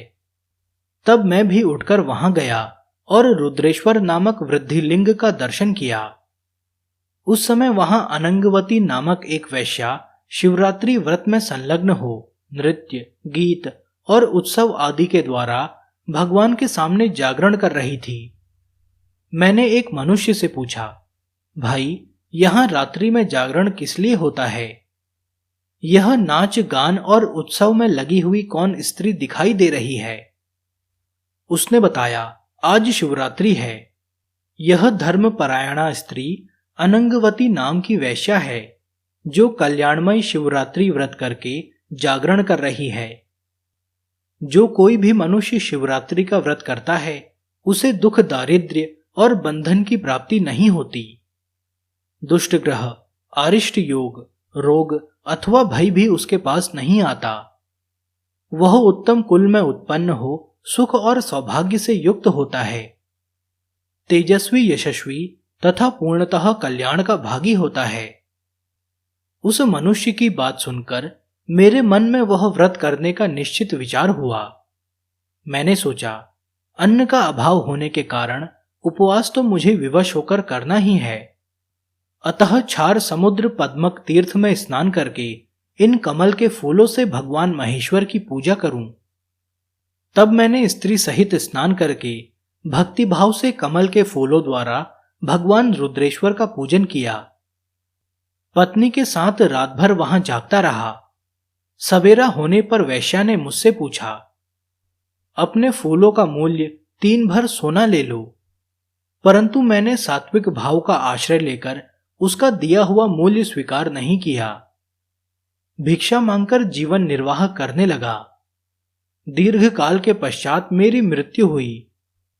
उस समय यह मेरी प्राण प्यारी पत्नी मेरे शरीर को लेकर चिता की आग में प्रवेश कर गई।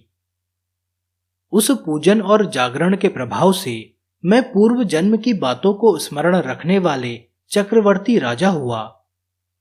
एक बार संयोगवश यह व्रत किया था, जिसका यह महान फल प्राप्त हुआ। अब मैं भक्तिभाव से यथावत सामग्री के साथ जो इस व्रत का पालन करता हूं, इसका भविष्य में क्या फल होगा, यह मैं नहीं जानता। यह सुनकर उन ब्राह्मणों के नेत्र आश्चर्य से खिल उठे। उन्होंने साधु साधु कहकर राजा की भूरी भूरी प्रशंसा की। उन्होंने स्वयं भी उस स्वयंभू लिंग का पूजन किया। राजा शशिबिंदु उस केदार लिंग के प्रसाद से देव दुर्लभ उत्तम सिद्धि को प्राप्त हुए। अनंगवती वैश्या शिवरात्रि व्रत तथा केदार लिंग के प्रभाव से रंभा नामक अप्सरा हुई। इसलिए जो विद्वान पुरुष धर्म, अर्थ, काम और मोक्ष की इच्छा रखता हो, उसे प्रयत्न पूर्वक उक्त शिवलिंग का पूजन करना चाहिए। श्वेत केतवेश्वर आदि विभिन्न शिवलिंगों का महात्म्य। महादेव जी कहते हैं, महादेवी, पूर्व काल में जब स्वयंभू मनवंतर का त्रेता युग चल रहा था, उस समय श्वेतकेतु नाम के एक राजर्षि थे। वे बड़े भारी तपस्वी थे। उन्होंने प्रभास क्षेत्र में आकर समुद्र के तट पर शिवलिंग की स्थापना करके महान तप प्रारंभ किया। तपस्या और नियम का पालन करते हुए उनके 14 वर्ष बीत गए। तब मैंने उन्हें दर्शन देकर कहा, सुव्रत, वर मांगो। श्वेतकेतु बोले, प्रभु, मुझे अपनी अविचल भक्ति दीजिए और इस स्थान पर सदा निवास कीजिए। एवमस्तु कहकर मैं वहां से अंतर्ध्यान हो गया। कुछ काल के पश्चात राजा श्वेतकेतु ने उस लिंग की आराधना करके महान अभ्युदय युक्त स्थान प्राप्त किया। इसलिए उस शिवलिंग का नाम श्वेत केतवीश्वर हो गया। तदंतर कलयुग आने पर पवनपुत्र भीमसेन अपने भाइयों के साथ तीर्थ यात्रा के प्रसंग से प्रभास क्षेत्र में आए।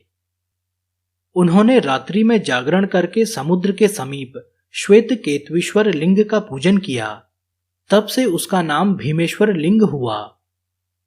श्वेत केतवीश्वर लिंग का एक बार दर्शन मात्र कर लेने से अन्य जन्मों के किए हुए तथा इस जन्म के भी बहुत से पाप तत्काल नष्ट हो जाते हैं। भीमेश्वर से पूर्व और सोमनाथ से अग्निकोण में सरस्वती द्वारा स्थापित महाप्रभावशाली भैरवेश्वर लिंग है। मनुष्य को चाहिए कि वह सरस्वती देवी तथा भैरवेश्वर लिंग का विधिपूर्वक पूजन करे। जो महानवमी को विधिवत स्नान करके सरस्वती देवी का पूजन करता है, वह वाणी जनित समस्त दोषों से मुक्त हो जाता है। जो अघोर मंत्र से दूत के द्वारा उस लिंग को नहलाकर उसकी पूजा करता है, वह यात्रा के उत्तम फल को पाता है। वहां से चंडेश्वर देव के पास जाएं। वह स्थान सोमनाथ के दक्षिण 7 धनुष की दूरी पर स्थित है। पूर्व काल में चंडी देवी ने भगवान दंडपाणि की स्थापना की थी। उसके बाद मेरे गण चंड ने उस लिंग की आराधना की और वहां बड़ी कठोर तपस्या की। इस कारण पृथ्वी पर वह चंडेश्वर लिंग के नाम से विख्यात हुआ। चंडेश्वर को दूध, दही, मधु, घृत तथा गन्ने के रस से स्नान कराएं और उनके श्री अंग में कुमकुम का लेप करें। फिर कपूर, खस और कस्तूरी मिलाया हुआ सुगंधित चंदन लगाएं। तदंतर फूलों से उनका पूजन करें। इसके बाद धूप तथा अगरु निवेदन करके अपने वैभव के अनुसार वस्त्रों से पूजन करें। उत्तम नैवेद्य लगा के दीपमाला जलाकर रखें और ब्राह्मणों को यथाशक्ति दक्षिणा दें। यूं करने से पितर कल्प पर्यंत तृप्त रहते हैं।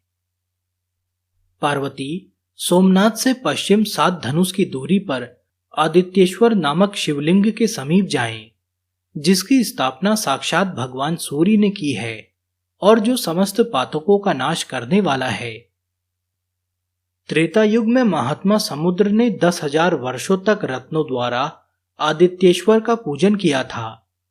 इससे पृथ्वी पर इनका नाम रत्नेश्वर प्रसिद्ध हुआ। रत्नेश्वर को पंचामृत से नहलाकर पंच रत्नों द्वारा उनकी पूजा की जाती है। इसके बाद भांति भांति के उपचारों से विधिपूर्वक उनकी अर्चना करनी चाहिए। यूं करने पर मनुष्य मेरु पर्वत के दान का फल पाता है। उसे सब तीर्थों के सेवन का फल मिल जाता है और वह अपने पितृकुल और मातृकुल दोनों का उद्धार कर देता है। रत्नेश्वर का दर्शन करके मनुष्य अपने सब पापों को धो डालता है। जो विधिपूर्वक रत्नेश्वर लिंग की पूजा करके शतरुद्रीय का जप करता है, वह फिर इस संसार में जन्म नहीं लेता। महादेवी, वहां से परम उत्तम अंगारेश्वर के समीप जाए, जिसकी स्थापना भूमिपुत्र मंगल ने की है। वह स्थान सोमनाथ से ईशान कोण में है। पूर्व काल में मंगल ने प्रभास क्षेत्र में आकर बाल्यावस्था से ही तपस्या द्वारा मेरी आराधना की। तब मैंने संतुष्ट होकर उन्हें वर मांगने के लिए कहा। मंगल बोले, सर्वेश्वर, मुझे ग्रह का पद दान कीजिए।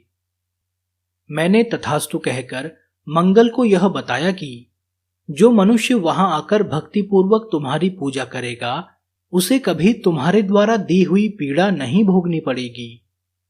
यूं कहकर मैं वहीं अंतर्हित हो गया। मंगलदेव ग्रहों के मध्य में विमान पर विराज रहे हैं। अंगारेश्वर से उत्तर दिशा में महाप्रभावशाली बुद्धेश्वर विद्यमान हैं। उनका स्थान वहां से अधिक दूर नहीं है, 2 ही धनुष के अंतर पर है। वे दर्शन मात्र से ही सब पाप हर लेते हैं। देवेश्वरी, बुद्ध ने पूर्व काल में वहां बड़ी भारी तपस्या की और निर्मल शिवलिंग स्थापित किया। इससे संतुष्ट होकर मैंने बुध को ग्रहत्व प्रदान किया है। बुधवार और अष्टमी के योग में बुध द्वारा स्थापित शिवलिंग की विधिवत पूजा करके मनुष्य राजसूय यज्ञ का फल पाता है। बुधेश्वर के प्रसाद से उसके कुल में दुख और दुर्भाग्य प्रवेश नहीं करते। उमा मंदिर के पूर्व भाग में सिद्धेश्वर से आग्नेय कोण में बृहस्पति द्वारा स्थापित महालिंग है। बृहस्पति जी ने भक्तिभाव से उसकी आराधना करके मुझ देवेश्वर शिव को संतुष्ट किया। इससे उन्होंने संपूर्ण मनोवांछित फल प्राप्त कर लिए। मुझसे ज्ञान पाकर वे देवताओं के पूजनीय गुरु हो गए और ग्रह के पद पर प्रतिष्ठित हो इस समय स्वर्गलोक में आनंद भोगते हैं। बृहस्पतिश्वर का भक्तिभाव से दर्शन करके मनुष्य कभी दुर्गति में नहीं पड़ता। उसे बृहस्पति की ओर से पीड़ा नहीं प्राप्त होती। शुक्ल पक्ष की चतुर्दशी तथा गुरुवार के योग में पंच उपचार से विधिपूर्वक उक्त लिंग की पूजा करके मानव परम पद को प्राप्त कर लेता है। तदंतर विभूतिश्वर से पश्चिम थोड़ी ही दूर पर शुक्राचार्य के द्वारा स्थापित शिवलिंग है, जहां शुक्र ने शुक्रेश्वर शिव के प्रभाव से मृत संजीवनी विद्या प्राप्त की थी। जो मनुष्य स्थिर चित्त होकर उस शिवलिंग की आराधना करता है और 1,00,000 मृत्युंजय मंत्र को जपता है, वह अपने सभी मनोरथों को प्राप्त कर लेता है। शुक्रेश्वर का दर्शन और स्पर्श करके मनुष्य जन्म से लेकर मृत्यु तक के सभी पातकों से मुक्त हो जाता है। सुगंधित पुष्पों द्वारा उनकी पूजा करने से शुक्र की पीड़ा नहीं प्राप्त होती। बुधेश्वर से पश्चिम और अजादेवी से अग्निकोण में समीप ही 5 धनुष की दूरी पर शनैश्चरेश्वर का स्थान है। छायानंदन शनैश्चर ने अत्यंत कठिन तपस्या करके उस लिंग में मुझ अनादि अनंत शिव को उतारा है। उन्होंने भक्ति तथा मेरे प्रसाद से ग्रह का पद प्राप्त किया है। शनैश्चर के दिन शमी के पत्तों से शनैश्चरेश्वर का पूजन करके तिल, उड़द, गुड़ और भात से ब्राह्मण को तृप्त करें। उसे काले रंग का बैल दान करें। तत्पश्चात सब प्रकार की पीड़ाओं का निवारण करने के लिए अनेकानेक स्तोत्रों द्वारा शनैश्चरेश्वर देव की स्तुति करनी चाहिए। जो मनुष्य प्रतिदिन भक्ति भाव से शनैश्चरेश्वर का स्मरण करता है, उसके ऊपर सूर्य नंदन शनैश्चर प्रसन्न होते हैं। शनैश्चरेश्वर से वाव्य कोण में राहु द्वारा स्थापित शिवलिंग है, जहां विप्र चित्ती के पुत्र राहु ने 1 सहस्त्र वर्ष तक तपस्या की है।